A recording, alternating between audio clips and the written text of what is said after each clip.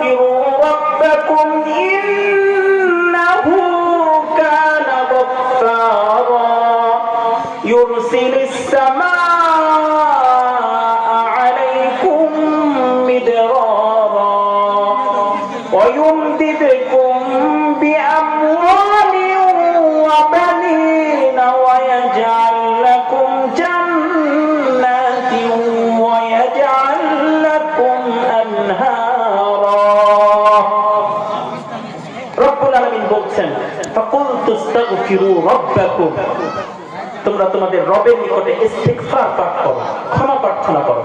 ইন্নাহু কানা গফফারা, তিনি ক্ষমাশীল, তিনি তোমাদের ক্ষমা করে দিবেন। শুধু কি তাই না, ইউরসিলিস সামাআ আলাইকুম মিদরারা, আসমান হতে অঝোর ধারায় বৃষ্টি বর্ষণ করবেন। এই আয়াত থেকে কি বুঝলেন? যখন বৃষ্টি হয় না, শাসক থেকে নিয়ে প্রজা প্রত্যেকটা শ্রেণীর মানুষের প্রথম করণীয় হচ্ছে রবের কাছে ক্ষমা প্রার্থনা করা। যদি ক্ষমা প্রার্থনা করে, রব ওয়াদা করলেন আসমান হতে অঝোর দ্বারাই বর্ষণ ঘটাবেন। এরপরে কি বলছেন লক্ষ্য করেন, গোলাম তুমি ইস্তিগফার পাঠ করেছো, আমি রব তোমার সম্পদকে বৃদ্ধি করে দিব, তোমার সম্পদের মাঝে আমি বারাকাত প্রদান করব। সুবহানাল্লাহ পড়বেন না? ওয়ায়ুমদিদকুম বিআমওয়াল ওয়া বানিন, আমি রব তোমার সম্পদে বারাকাত প্রদান করব। শুধু না না না, তোমার সন্তান হয় না, তুমি মাজারে দৌড়াও।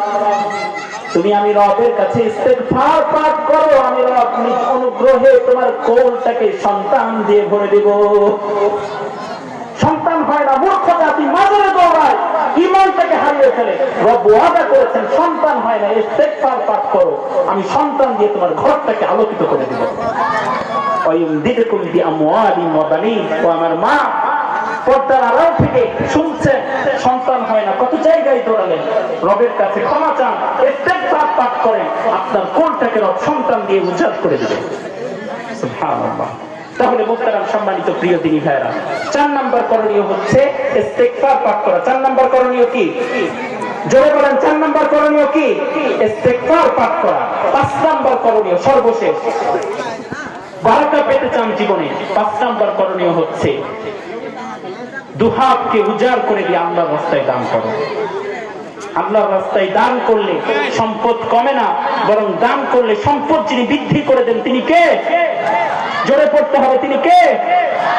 সূরা সাবা 39 নম্বর আয়াতে কারিমা রব বলছেন, কুল ইন্না